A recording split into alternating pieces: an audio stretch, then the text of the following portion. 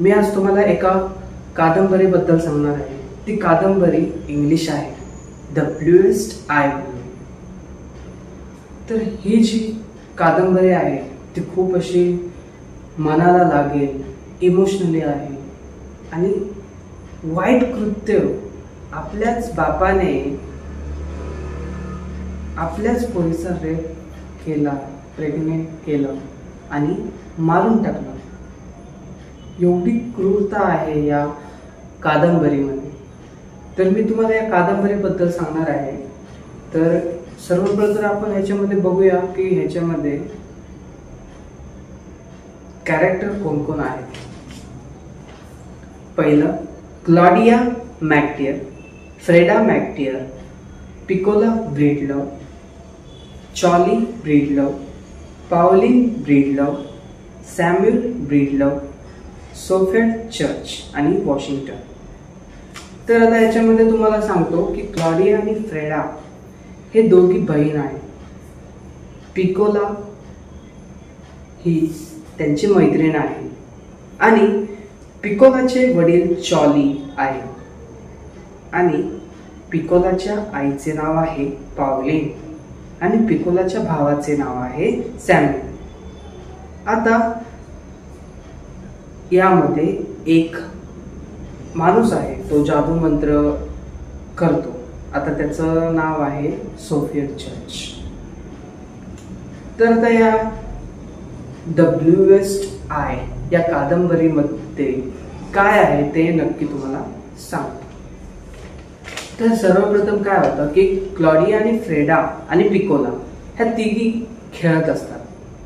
ह्या तिघी खेळत असताना वॉशिंग्टन नावाचा एक माणूस तिकडे येतो आणि तो काय बोलतो, त्यांच्याबरोबर तो खेळतो, त्यांच्याशी गप्पा मारतो आणि तो बॅड टच करायचा बघतो त्यांना.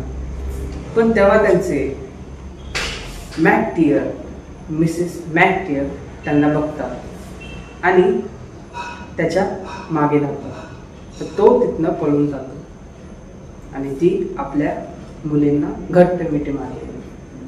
आणि पिकोला जी असते ती त्यांच्याबरोबर खेळते आणि नंतर ती जाते आणि तिला खूप काळी, खूप अशी बेकार दिसत असते. कारण ती एक आफ्रिकन आहे. तिला असं ब्लॅक कलर आवडत नसतं. तिला असं वाटतं की आपण व्हाईट असलं पाहिजे, आपले डोळे निळे असले पाहिजे, आपण पण व्हाईट लोकांसारखे म्हणजे पांढऱ्या लोकांसारखे आपण पण दिसलं असं मनात न वाटतं. मग काय होतं की तिचे वडील चॉली आणि तिची आई पावलिन आणि तिचा भाऊ सॅम्युअल हे तिघं एकत्र राहतात. तर एक दिवशी काय होतं की चॉली जेलमधून सुटून येतो. आता चॉली जेलमध्ये का गेला त्याचं उत्तर म्हणजे चॉलीनी पावलिन म्हणजे तिच्या बायकोबरोबर भांडण करून त्यांनी रागाच्या भरात दारूच्या नशेत त्याने स्वतःच घर झालं, त्यामुळे तो जेलमध्ये गेला. तर त्याने काय झालं की तो जो चॉली आहे जेलमधनं सुटून येतो, तर तरी पण तो आपल्या बायकोशी भांडण करत राहतो, दारू पितो, मुलाशी पण भांडण करतो.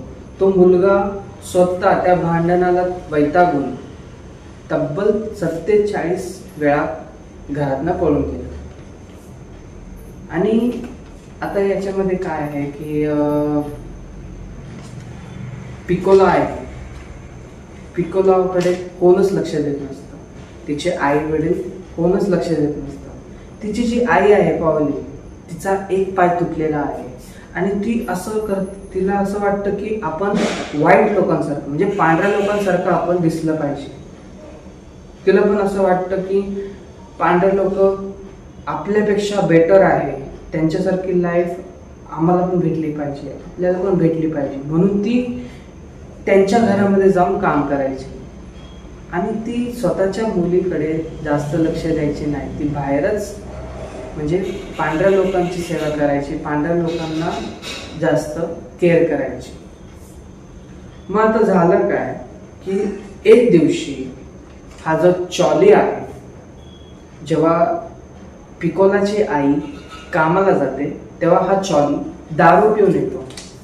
दारू पिऊन आल्यानंतर तो आपल्या मुलीकडे बघतो आणि मुलीकडे बघून तो म्हणतो, अरे माझ्या मुलीला मी कधीही प्रेम दिलं नाही, तिला बापासारखं प्रेम दिलं नाही, म्हणून तो तिच्या जवळ जातो. पण होतं असतं त्याने दारू पिलेली आहे, त्यामुळे त्याला असं वेगळंच फील होतं आणि तो स्वतःच्याच मुलीवर बलात्कार करतो. मग काय होतं, ती खूप रडते. रडल्यानंतर काय होतं की तो तिला तसंच सोडून तिथनं पळून जातो. मग आता हे पिकोला स्वतःच्या आईला सांगते. आई काय करते, चॉलीला वरडण्यापेक्षा पिकोलालाच वरडते आणि पिकोलालाच मारते. तर आता त्या पिकोलाला काय म्हणायला लागलं असेल, ती पिकोला रडत बसली.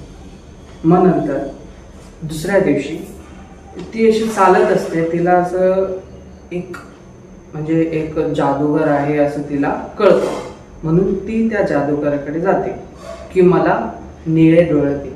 म्हणून तो सोफेट चर्च म्हणून तो माणूस असतो.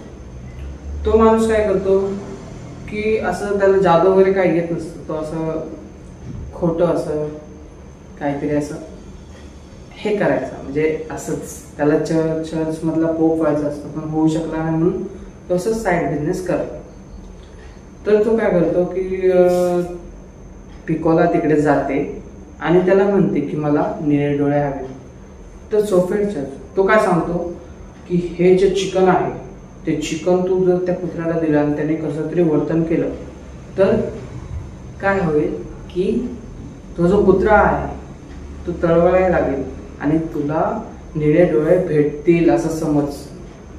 म्हणून पिकोला काय करते, ते घेते, तिला माहित नसते त्याच्यामध्ये विष आहे म्हणून ती घेते आणि जाते आणि कुत्र्याला देते.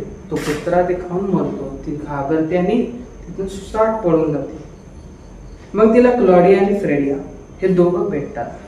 मग ते बोलत असतात. मग तेव्हा त्यांना कळतं की पिकोला ही स्वतःच्याच वडिलांकडनं प्रेग्नेंट आहे. तर आता हे सगळ्या गावाला कळल्यानंतर गाववाले म्हणतात की हिचं जे बाळ आहे ते मेलं पाहिजे. तर पिकोला खूप अशी दुखावली जाते, रडते. मग नंतर काय होतं, क्लॉडिया आणि फ्रेडा हे काय करतात, हे बारके असल्यामुळे हे काय करू शकत नाही, म्हणून त्यांनी काय केलं, मॅरीगोल्डच्या म्हणजे झेंडूच्या फुलांचे बिया तिच्या घराबाहेर लावले, कारण ते विकून काही पैसे येतील, त्या पैशापासून त्या बाळाचं रक्षण करतात. म्हणून ते तिच्या शेतामध्ये थोडे बिया लावतात आणि स्वतःच्या शेतामध्ये थोड्या बिया लावतात. पण होतं असं, त्यांनी असं ठरवलं असतं क्लॉडिया आणि फ्रेडाने की आता हे जर बिया उगल्या तर समजायचं ते बाळ जिवंत आहे, आणि जर उगले नाही तर ते बाळ मेलं. तर होतं वेगळंच, ते उगत नाही आणि ते बाळ मरतं.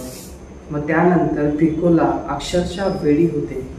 पिकोला काय करते, तिकडनं सगळ्या रस्त्याभर ती येण्यासारखं फिरत असते आणि तिला असं वाटतं की आत्ता कुठे मला निळे डोळे भेटले, द ब्लूएस्ट आय मला आत्ता भेटलेत. मग ती येण्यासारखं फिरते, सगळ्यांना सांगते मला निळे डोळे झालेत, निळे डोळे झालेत, मी आता पांढरी म्हणजे पांढऱ्या लोकांमध्ये आली, मला निळे डोळे आले, असं येण्यासारखे सगळीकडे फिरू लागली. म्हणजे काय मनाला लागला असं विचार की आपलं लेकरू मेलं, आपल्या बापानेच असं केलं. खूप असे क्रूरपणा तिच्या वडिलांनी केला. धन्यवाद. असेच जर व्हिडिओ तुम्हाला बघायचे असेल तर या चॅनलला लाईक आणि सबस्क्राईब